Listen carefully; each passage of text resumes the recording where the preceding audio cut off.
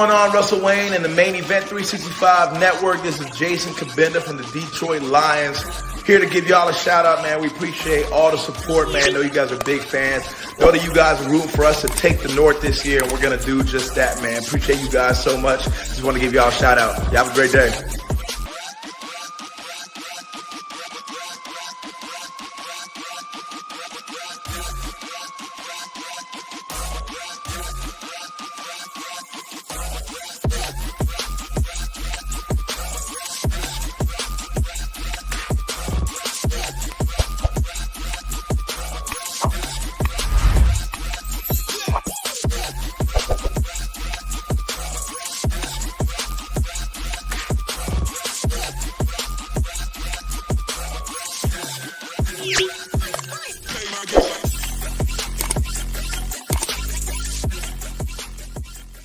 Yeah, welcome one, welcome all. Main Event 365. I am one of your hosts, Russell Wayne, and it is Christmas time in Detroit. It is draft time. This is our draft special. The draft special right here. We're going to go over each and every one of these draft picks. And hey, I want to make an announcement right here in our studio right now.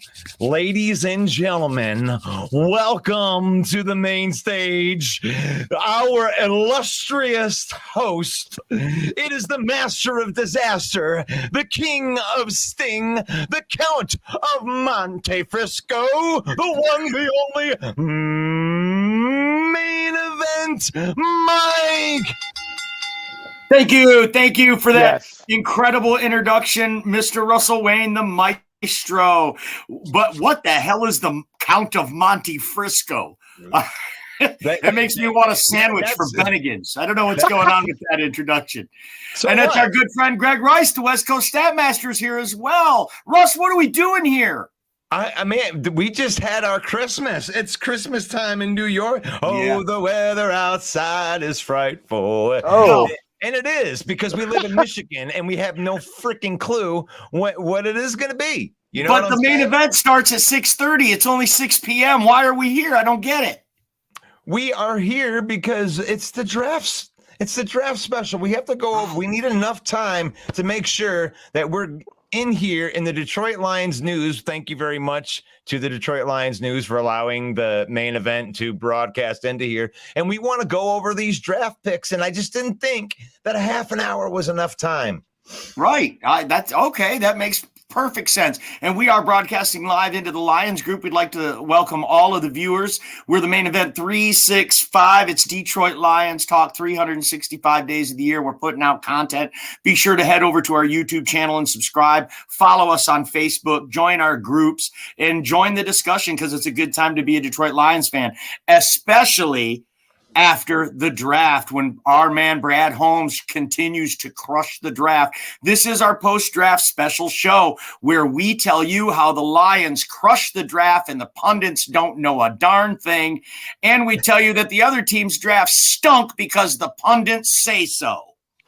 Right? So, Greg Rice, I want to start with you.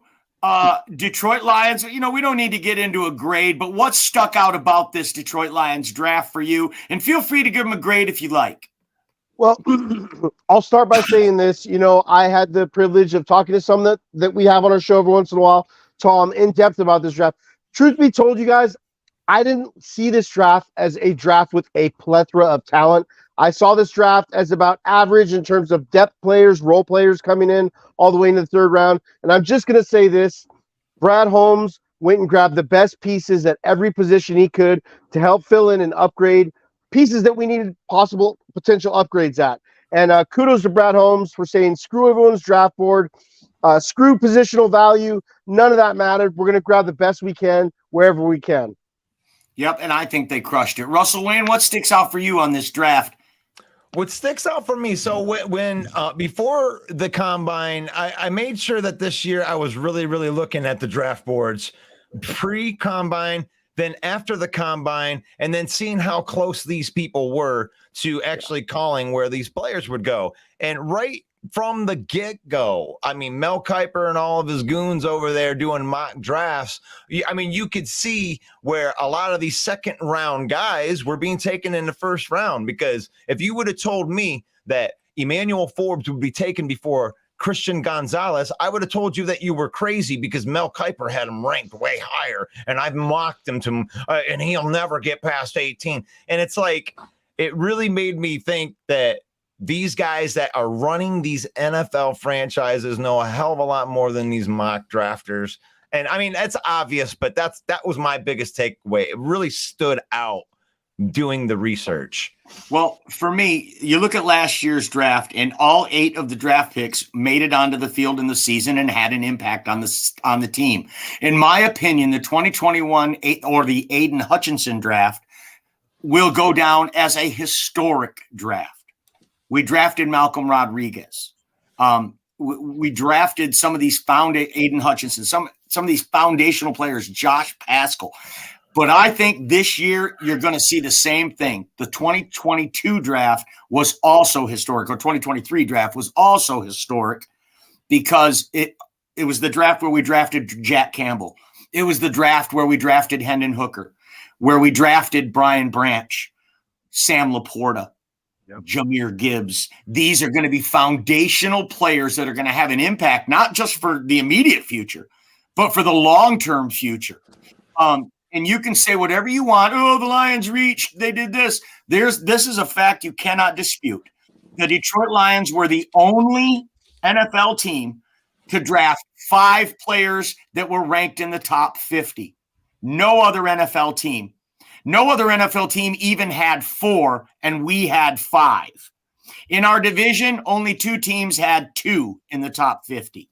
So there's no doubt that this draft is an A when you look at it in that respect.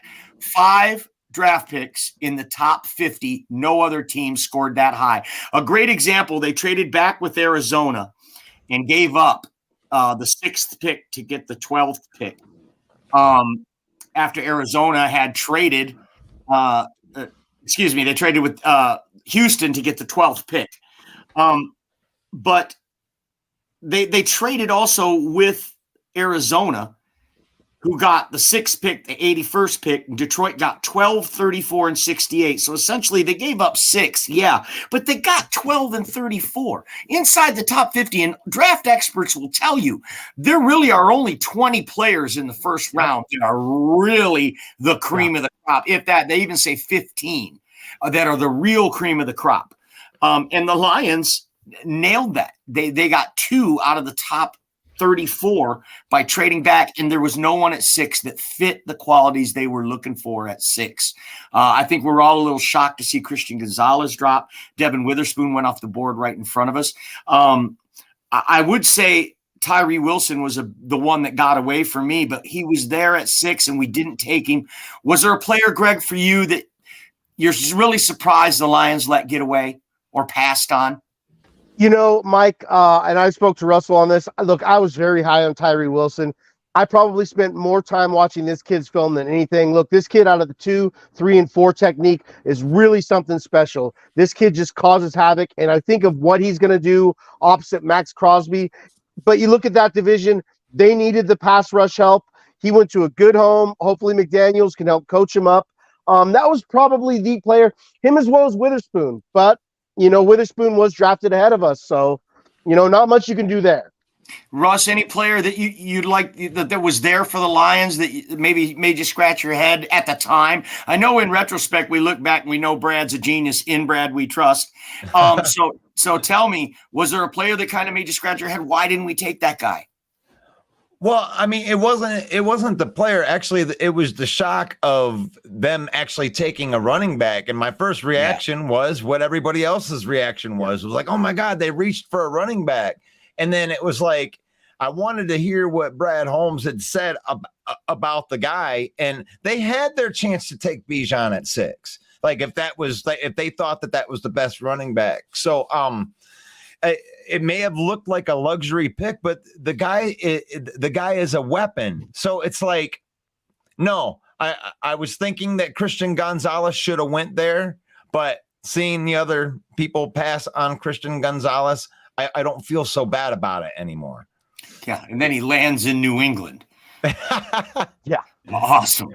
So, all right. So the Detroit Lions clean up. Be sure to put in the comments what you think about this Detroit Lions draft. Yeah, Big Dan Davis is in. Oh, always a good take with Big Dan. He says, screenshot this, save this. But in my opinion, Hendon Hooker is the Lions QB1 of the future. And after year, maybe 2 of development, you are looking at the future QB of this team. Isn't that what I said today, Russ? Yeah. I said that today on the phone. But we're not those guys that like to claim I'm right. You know, it was me. I was right. I said this. You know what? I am going to stop you right there, mister, because I am going to brag for you then.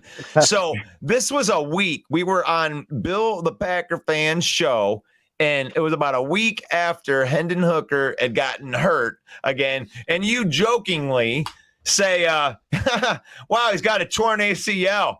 Yeah, why don't we just Brad Holmes could draft that guy in the 3rd, Hendon Hooker in the 3rd. And then that kind of became like the mantra.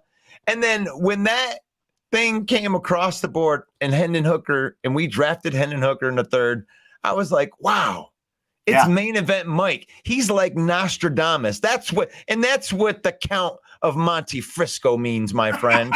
Okay. I like it. Well, I say, well, the reason is because ACL stands for absolutely could be a lion. Oh, Lord. Oh, we're being challenged here. Mike says Lions are fools to put their running game in the hands of a rookie and an often wounded vet. LOL. We appreciate the comment. Even an LOL, like we should have known better. Wow, we should not be celebrating this, Mike. You bunch of dumb. The average for running backs in the NFL is 2.5 games per season that they miss due to injury. David Montgomery averaged 1.9 injuries per season. So he's actually below the league average. So I don't know about an oft-injured vet. The guy breaks more tackles than anyway. Here's another thing. You'd get hurt a lot, too, if you had to run behind Chicago's line. Okay? He's getting hit in the backfield, and he leads the league in broken tackles. Behind our offensive line, David Montgomery is very capable hands. And if you listen to Brad Holmes in his post-draft presser, he said, if you want to view Jamir Gibbs as a running back, then you go ahead. But he is an explosive weapon that we will use all over the field. But I want to get back to Dan Davis's comment about Hendon Hooker. Let's explore this pick a bit here. He says in 2 or 3 years, Hendon Hooker will be our starting quarterback. I think that's regardless of what Jared Goff does. It's just the way things go. He is 25 years old. He's only 3 years younger than Jared Goff. So let's break that down. Greg, I want to ask you, what do you see, for Hendon Hooker? I think Dan nailed it there. I think within 2 to 3 years, we are looking at our starting franchise quarterback. Now, this doesn't mean that I'm turning my back on Goff, that I want him, that I hurry up and get him out of here so we can get Hendon Hooker in. Look, Hendon Hooker's going to be out the year anyway. And I'm super excited to have him here. This guy has all the tools that we want. You look at his stats.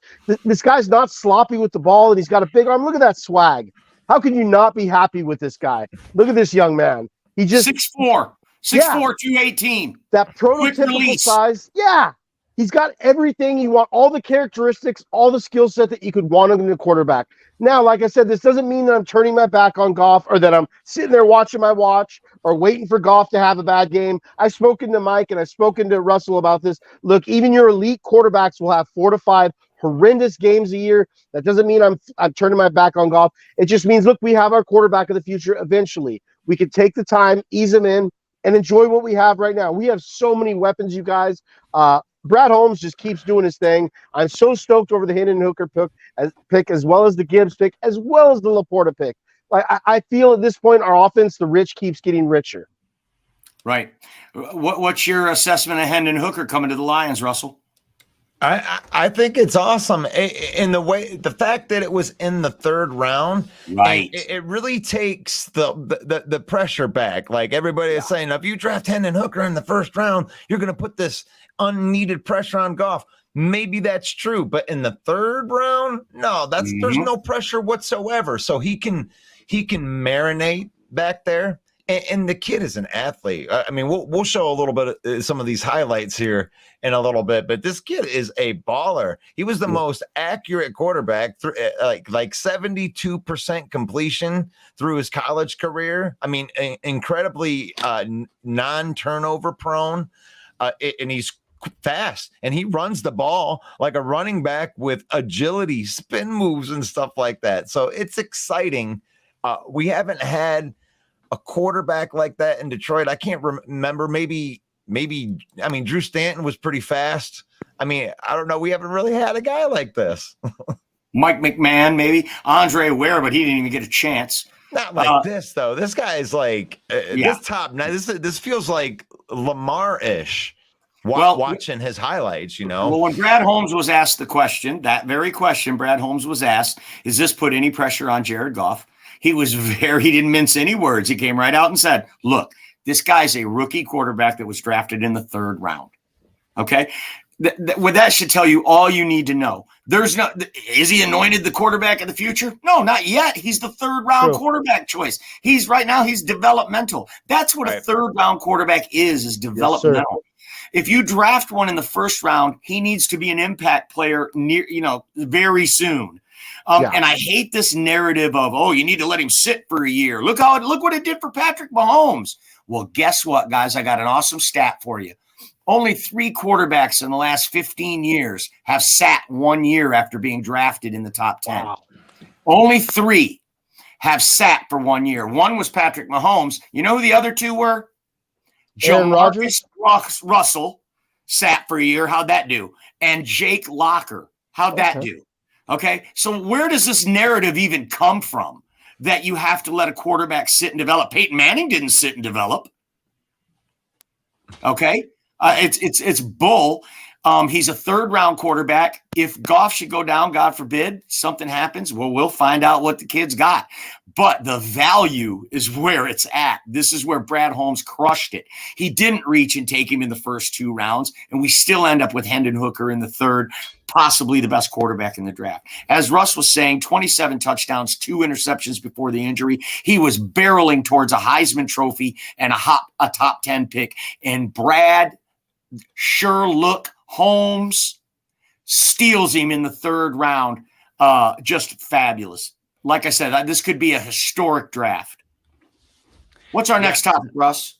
Well, I mean, I wanted to kind of go through each one of these guys and really just talk about them because I use PFF. I use the PFF. I pretend like I'm really smart, but it really helps me to kind of gauge with these guys. But like Jamir Gibbs, what was an 82.6 PFF grade in 22, 88.4, 88 or 83.2 in 2020. This kid has been nothing but consistent for his entire college football career. And the Alabama Crimson Tide is a football it's a NFL football factory because Nick Saban knows how to churn out these guys. So you're getting a good product. And he could be the starting slot receiver. So for those of you that think that Jahmyr Gibbs is going to replace or be there instead of David Montgomery, you're going to see a lot of this where Goff is back. He's in the shotgun formation. He's got Montgomery to his left. He's got Gibbs to his right. He motions Gibbs. Gibbs goes out to the slot. He hikes the ball. Hits him, got the slant.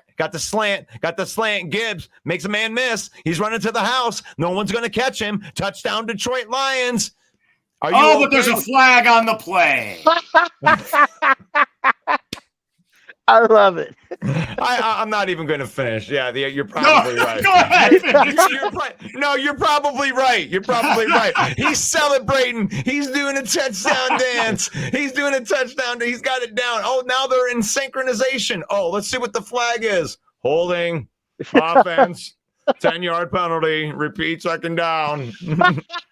You had me hyped, though, buddy. I was on the edge of my seat. Is he going to score? I mean, that's what it is. I mean, he's got the breakaway speed. It's like you get him to the second level. If he makes one guy miss in the second level, you're going to be looking at the back of his jersey. See ya. Peace out. I mean, you're going to have to defend that, which is just going to open up stuff for Amon-Ra St. Brown and David Montgomery right in the middle. I mean, if you want to try and stop that, then we're going to run on you. I mean, that we were the number 3 offense, and you don't think adding the fastest running back in the draft helps that? All right. So Jamir Gibbs, that's my thought. A lot of the chats and the back chats and the pages today, Greg Rice, I know you've been interviewing. People have been calling you out for praising this draft. What's the number one pushback you're getting from Lions fans? Jahmyr Gibbs? Well, the number one pushback in terms of anti this draft, Brad Holmes' draft. Yeah, what are the haters saying? So look, one of two things is like, look, the positional value with what we took, where we took it. And look, I get it. I'm not here to say that running back and linebacker all of a sudden, just because we took them there, have this high value. I get that. Number 2 pushback is that we could have went more defense with more defensive prospects. My counter to that is Brad Holmes doesn't care what you or I think. He went and grabbed BPA, and I've always been a fan of best player available, regardless of position. Look, you guys, there's no way to break it down. I mean, there is, and I'm going to try. DeAndre Swift was on the last year of his contract. We heard Deuce Staley essentially gave him an unofficial ultimatum last year that, look, you got to play through being hurt, kid. And we went through the same thing last year. Look, DeAndre Swift lived on that injury report. We're sitting there biting our nails every Thursday and Friday, hoping the kid can stay healthy.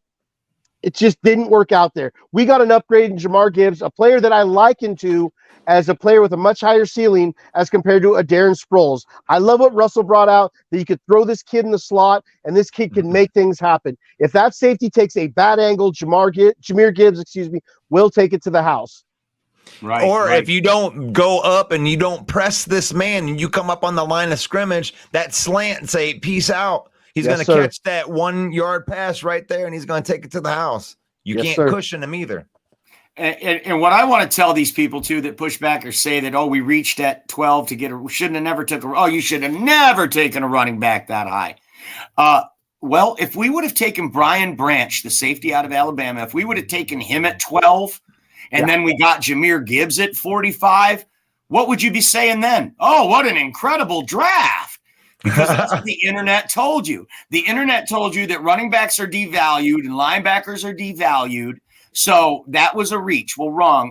Brad Holmes talked to you specifically if that's your take, because he said, look, I know you think we should have taken all picks in defense, but that's not what you do. You've got to replenish all 3 phases of your team. And the last thing he said in his press conference, all of these rookies will play special teams.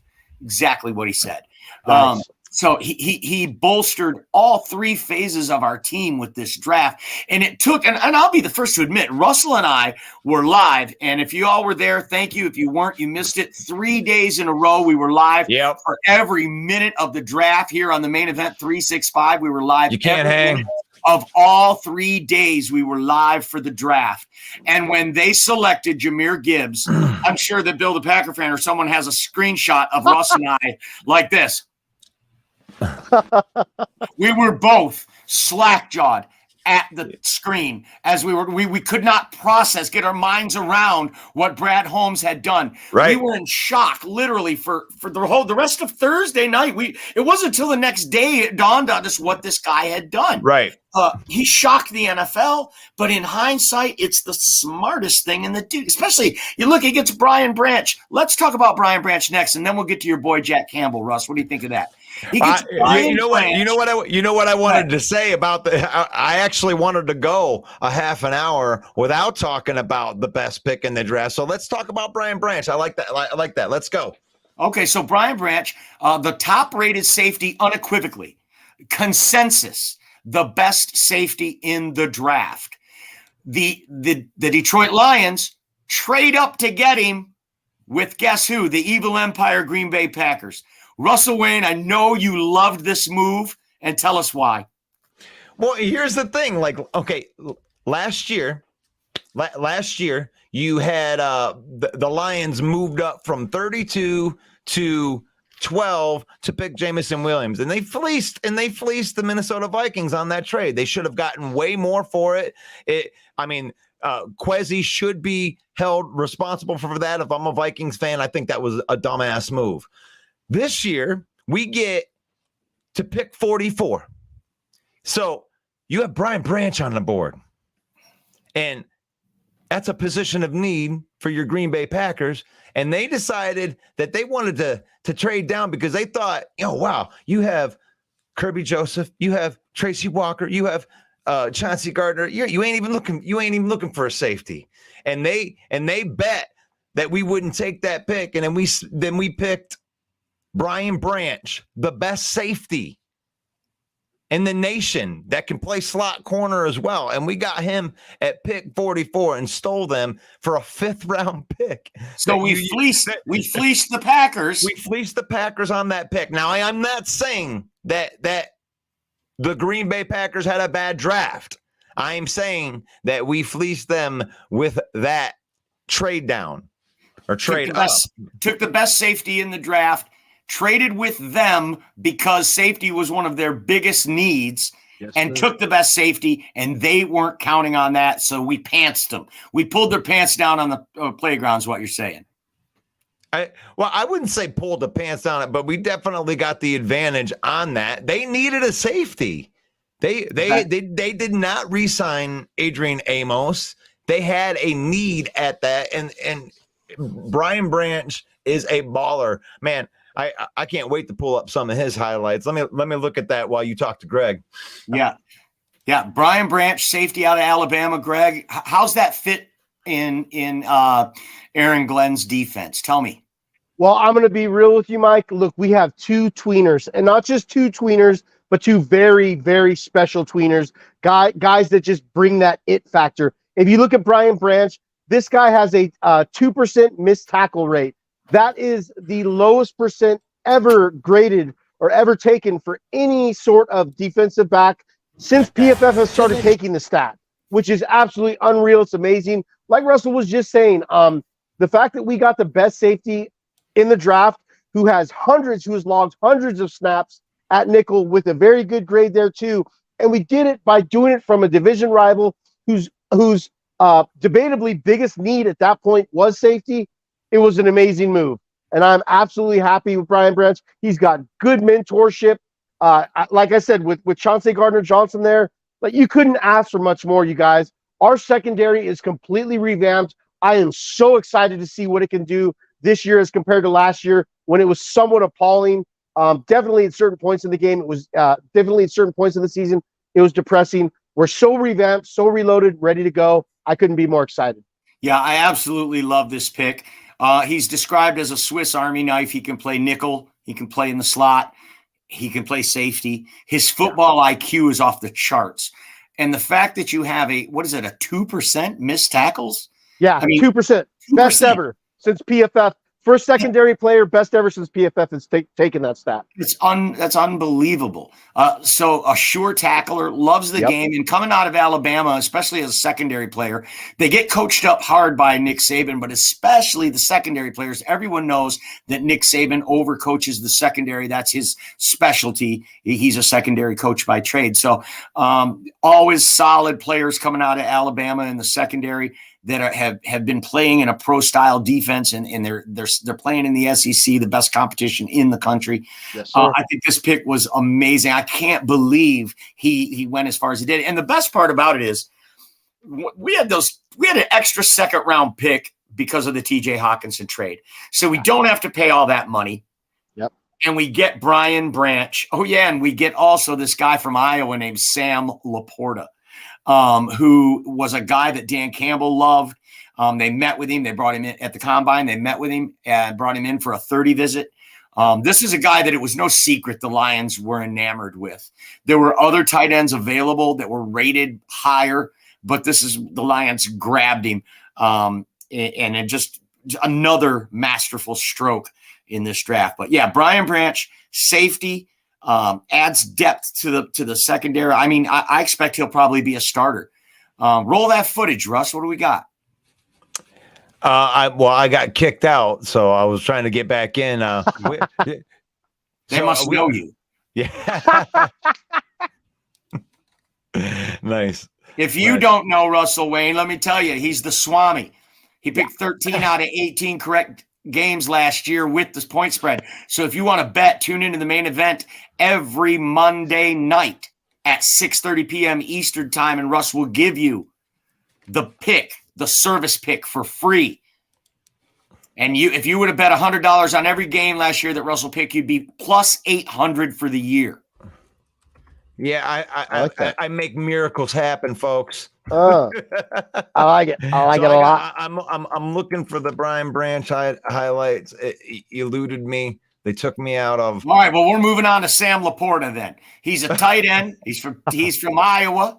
He's called a weapon as well. He was the number 1 tight end in the country for breaking tackles.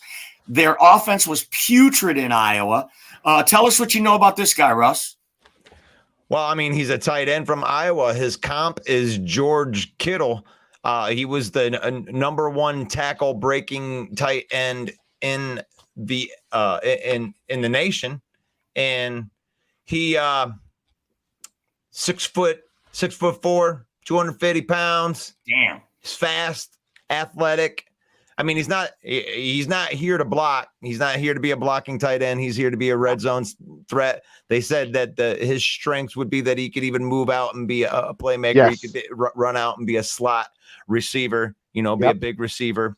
And he can block when it comes out to how wide receivers block out on the edge versus cornerbacks, on wide receivers and stuff like. He's TJ Hawkinson. Same measurables, same school. A lot cheaper. I would say that TJ Hawkinson is a better blocker, and I would say that Sam LaPorta is a better receiver. Essentially, though, we got rid of TJ Hawkinson and then drafted another TJ Hawkinson for a lot cheaper. And got an extra pick that we used for Brian Branch. It's pretty damn awesome to me. Yeah. Go ahead, sir. Go ahead, Russ. We're getting clowned by Mike the Bear fan and Bill the Packer fan in here. We'll get our chance to do this here. It's 6:30. Don't worry. 7:00. We're going to be live over on the NFC North open mic, and we'll be on his page, and we'll be on the main events page. And you can follow that, by the way. That would be very, very helpful. Even if you think that we're pathetic and you think our takes are awful, that will help us. Yeah, then you're probably right. And that's even more of a reason to follow us, because you need to tell us off and tell us that our takes suck. And leave that in the comments, by the way. Right? Yeah, please first do. of all, how can you be clowned by anyone with the Bear fan in their name? That doesn't even make sense. Oh, Lord. It doesn't even make sense. All right. And furthermore, right, I mean, we never claim to be the experts here. We're just a couple knuckleheads with a podcast. But you know what we do? We scour the internet media outlets all day. We read the articles. We watch the clips. And we bring it back to you because we know you're too busy to do it. And we're doing that 365 days a year. And every Monday at 7 p.m. Eastern time, we actually have a show called the NFC North Open Mic, where we have all 4 teams in the NFC North represented by fans. And we go in there and we talk. We do some in-depth analysis. We give some terrible takes. And then there's even some trash talking along the way. So we invite you to join that as well. Now let's get to what Russell Wayne told me today is going to be a rookie all-pro. Russell Wayne told me today that this player is going to be a perennial Pro Bowler for the Detroit Lions at linebacker from Iowa. His name is Jack Campbell, and this is a guy that Brad Holmes pounded the table for. He was so happy. He didn't care who else was available in the draft. This was the number 1 defensive guy on their board that they wanted. He checked every box for the Lions, and Jack Campbell, now a linebacker for Detroit. And they have big hopes for him, not as big as Russell Wayne, though. Tell us about it. Jack Campbell is a unicorn linebacker. I mean, 6'4", some outlets say that he's 6'5", and he's just a monster tackler. He won the award for the best linebacker in the nation, the Dick Butkus Award. And every single player that played with him said that he would be the guy that they'd want to play with, that he's a natural born leader, a great tackler, and his passing, his grade against the pass. This is insanity when you really think about this. Let me look at this. Let me bring this up. The PFF grade versus the coverage grade, 92.9 versus in coverage, and run defense, 85.6. This guy is the real deal, a natural born leader. I expect him to take over leadership of the linebacker room instantaneously. Is the best linebacker in our room. Instant upgrade. I love the pick. I screamed like a little girl when they picked it. I was like, like, so yeah, Jack Campbell, the name, come on, Jack Campbell. If it wasn't for good, like, dental insurance and say, I know he'd be missing teeth. He'd be missing teeth. He'd be like, I just want to play football. Yeah. Jack Campbell, baby. What's your assessment of Jack Campbell, Greg? Well, I think he's the best linebacker to come out of the draft in at least 2 years, at least this draft class and last year's draft class. You can make a case for even longer than that. Look, Jack Campbell does it all. His RAS score, and I hate to do this. I never compare players to Hall of Famers. I think that's just too much. But you look at his score compared to Brian Urlacher's, and wow, it's right there. And so I look at Jack Campbell as one of those potential, I'll use that word with extreme caution, once in a gin type talents. And for someone to kind of hate on Jack Campbell because of the positional value, look, if it's one of those potential once in a gin talents and it's there at pick 18, you make the damn pick. And at that point, at pick 18, this guy was head and shoulders, not debatable, the best linebacker in this draft. And we had a chance at him at 18 in a position where we know that we could have used an upgrade of talent. Shout out to Kelvin Shepard, who has made essentially wine from water these last couple of years. Let's give this man a real piece of talent to work with. And let's see what we can do in terms of getting better run stopping production. And if you look at Jack Campbell, his stops are there. And that is something that is so big to me, is getting those 3 and outs and getting off the field. That is something that it seems like we've struggled with forever here as Lions fans. Mm-hmm. Jack Campbell gets that done. And I'm happy. So, Greg, how's he fit in a 4-2-5 with Anzalone, Rodriguez, and Derek Barnes? I'm going to be honest with you. I can see him kicking into the middle and immediately calling plays, kicking Anzalone, let Anzalone, Rodrigo, and Barnes, depending on the defensive. Say it one more time. I said depending on down and distance. Exactly. I think Jack Campbell is your 3-down linebacker. Obviously, he's got to earn it. Nothing here on this team is given. I do want to stress that. But I would be highly, highly surprised if he hasn't taken over by week 4 at the latest. I'm thinking he takes care of business and gets that starting spot immediately. But I am so happy to have this guy. This guy is one of the best defensive prospects in the entire country. Like I said, eliminate the positional value thing. This guy came to play, and I'm glad we got him. Right. And I love the pick because of what Russ said. He's got a 92 grade against the pass. We see this league moving more and more to more and more passing. It's over 70% pass now.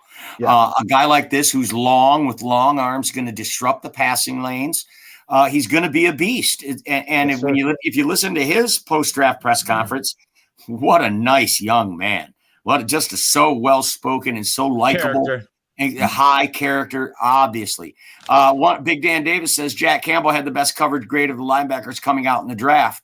Yeah, that's what we're saying. Big Dan, we need you to come on the show one of these days, man. You always got good questions. I know this football. I mean, and come on, Bill. You say that I didn't scream. Me and Mike just stared at the screen because you kept on messing with us on the picks, and we didn't know if you were telling the truth or not. We gasped. Was it really? But no, I mean, if it's just a running back, I agree with it being a reach. If that's all he was going to do and he was going to like split carries with Montgomery, I would agree that's a reach. But this guy is being used as a slot receiver too. I mean, they plan on getting him 20+ touches. What's his 40 time? 4.36. Holy mackerel. This guy's fast. We're going to have one of the fastest backs and one of the fastest receivers when J-Mo gets back from suspension. It's going to be dangerous. But it is looked at as a luxury pick. I mean, that is high for a running back. That is high for an inside linebacker. That is high for a tight end. But what they did was they picked a top 2 guy at 4 different positions. Like it was either one. They could argue that those guys were either 1 or 2 at any of their positions. So when you're turning over talent like that, last year we got, the best pass rushers. Our rookie class of pass rushers had the most sacks in NFL history. There was no draft class that had more sacks than the Detroit Lions ever. Yeah. Now that's pass rushers. This year, we took secondary positions and got the best at those positions too. A complete draft class, cleaned house, tight end, safety, running back. I love the way he did it too. He went offense, defense, offense, defense. Iowa, Alabama, Iowa, Alabama, Big Ten, SEC, team captains. Really unicorns at all 4 positions with as far as their skill sets. And they all have this common denominator of high character, high football IQ. They love passion for the game. There's definitely a mold that the Lions are trying to fit whatever the pick is into, and it's obvious. And Brad Holmes is not shy about saying it in his press releases. So great draft, in my opinion. The only team to get 5 picks in the top 50. So Big Dan Davis had brought this up right here, and I do want to talk a little bit about Brodric Martin, and more important than Brodric Martin, and it is who they traded up. They traded 2 later round picks, I believe like a 4th round pick and a 7th round pick to trade up into the 3rd round to take Brodric Martin, and I want to note that defensive tackles like say Ika from Baylor were still on. I can't say these guys' names, but was on the board. Ojimo from Texas was still on the board, and they chose this guy, and I believe that it was because of how he's built. He's built like a brick shithouse, 330 pounds, 6'5", and he's like immovable. So, I mean, you can say reach or not reach, but they chose this guy over guys that were in, the 2nd, 3rd round grade by Mel Kiper and his band of awesome football guys. Damn. Did you say 6'5", 330? 6'5", 330, and that's huge, man. He's an immovable object, and it's not a sexy pick. You're not going to see this guy. He's not going to get like 10 sacks or something like that. But what he is going to do is he's going to eat up 2 of your blockers because you're going to have to hold him back. And he's unbelievably freakishly strong. So, I mean, I think that the Lions and Brad Holmes and company were looking for a specific kind of guy that were doing a specific type of thing. I agree. I mean, I this is a guy I didn't know anything about. Western Kentucky Hilltoppers, right? I didn't know anything about this guy, and that makes me think he's going to be awesome because Brad Holmes' track record in the last 2 years of finding gems in the later rounds, and you just, I mean, I can't quit smiling. You tell me he's 6'5", 330. I mean, he and Isaiah Buggs aren't going to be able to fit down the tunnel together. So. This is going to be very, very interesting. Now, I was thinking maybe he's depth because I think our defensive line is so tough because a lot of shade being thrown at the Lions today and yesterday because saying we needed defensive tackle, saying we needed pass rusher. Yeah. But Russ and I talked about it today, and we're thinking, oh yeah, really? So who are you going to cut? You're going to cut James Houston, Aiden Hutchinson? Yeah. Josh Paschal was a 2nd round pick. John Kaminsky and Isaiah Buggs were re-signed. You got Romeo Okwara, who had 10 sacks in a season. Charles Harris. Every single one of our edge rushers, 4 of them, have had more than 7 sacks in a season. Yeah. So why in the hell do we need a defensive end? I think that's just, you're just listening to the internet at that point. Yeah. You're not really looking at the roster. And then, so this Brodric Martin, he's more of the interior defensive line for us. Aleem McNeil, who plays there, right? Josh Paschal also kicks inside. He gives us depth. He essentially is taking the place of Levi on Zurike in the long-term plan. So a guy like Russ said, they moved up a couple of rounds. They gave away a couple of picks to move up and get him. So he's a guy they've studied, they've done their homework on, and he's the next Brad Holmes gem to come out of the late rounds. Brodric Martin, what's your assessment there, Greg? Well, I mean, I'm going to be honest with you, Mike. When the pick initially came on, I was a little stumped. This guy is clearly a 0-1 A-gap tech type guy. Definitely more keen to fit in a 3-4 defense. I think that is going against what Brad Holmes is trying to accomplish here. Look, you guys, there's just no way around it. We got gashed on a run defense last year. And when you put two mammoths like Lee McNeil and Brodric Martin there in an obvious running down, that is 660 combined pounds of manliness just stuck in that interior. That is essentially a Volkswagen coming at you. That is something that we want and something that we need there. Look, you guys, I'll be one of the first to say that I love my interior defensive pass rushers. There is only about maybe a couple handfuls of them really in this league. And it's a specialized, very unique role. I understand. Look, I was one of the Cansey guys. I was on the fence about Carter. The reality, the way I see it, is obviously with Carter still on the board, it just wasn't a Holmes guy. It wasn't a fit. I think he went to the best home possible. Well, that's a different team for another scenario, though. I'm happy with the Martin pick as I do my investigation on it. Look, this guy used to actually be a 4-3 defensive end, and then he became a nose tackle. And then we're going to have him fill in that role for a 4-3 defensive tackle. It's a lot of moving around in this late part of his career. We'll see how that works out, but I'm happy with the pick. And you look at the last two guys that were left on the board. I like this pick. This guy's a mammoth of the man. How can you not be happy? Right. And let's talk about the offensive lineman that they drafted as well. Sorsdal from William and Mary. William and Mary, of course, an Ivy League school, so he's got to be intelligent to go to William and Mary, one of the oldest institutions in the country, if not the oldest college university in the country, if I'm not mistaken. So great tradition there, Ivy League pedigree. But if you read the scouting report, again, a guy we didn't know anything about, and if you said you knew something about him, I'm going to call you a liar, because you didn't know anything about him. But Brad Holmes did. In fact, they had an extensive report that they put out after the draft about him.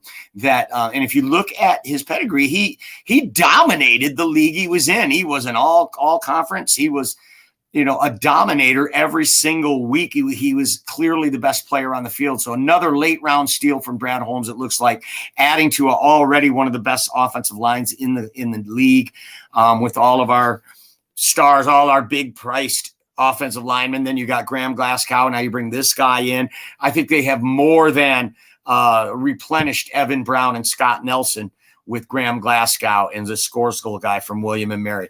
It's all speculation at this point. None of these players could work out, right? Yeah. It could all be a dart throw. But on paper, they look pretty good. And I like it. And then the last pick that the Lions got was a wide receiver from North Carolina, Antoine Green. You know anything about this guy?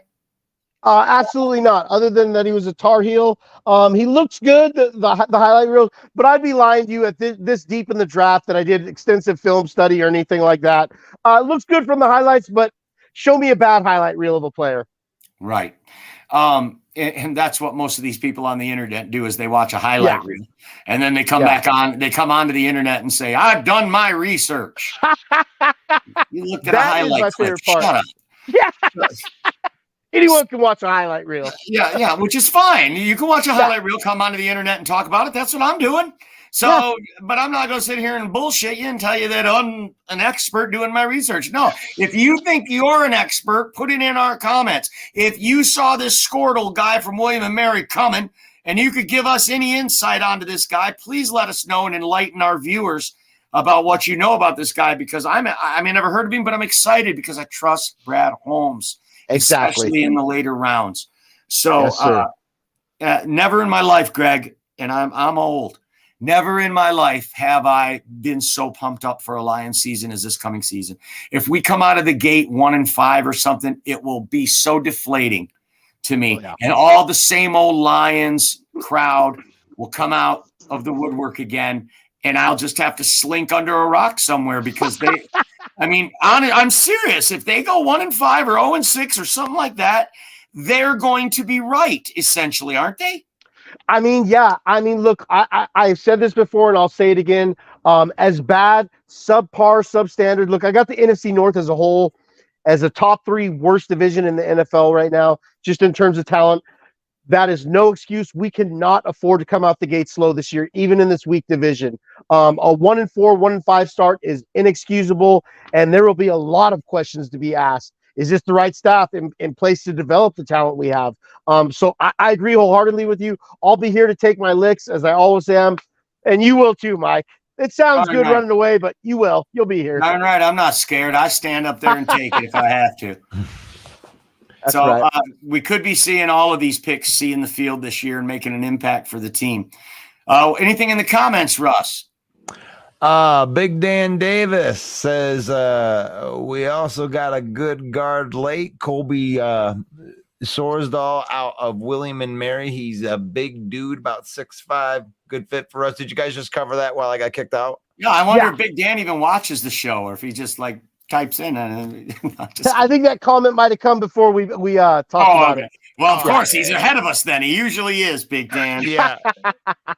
Look at these fools. Yeah. Thanks, Nathan. We appreciate you watching us fools with our awful football takes. This is the Main Event 365, the home of the bad take. And you can put your bad take in the comment too if you want to go in there. Sorsdal is a ginger. Nice. Soulless offensive lineman. Did he say what's one of the comments? Look at these fools.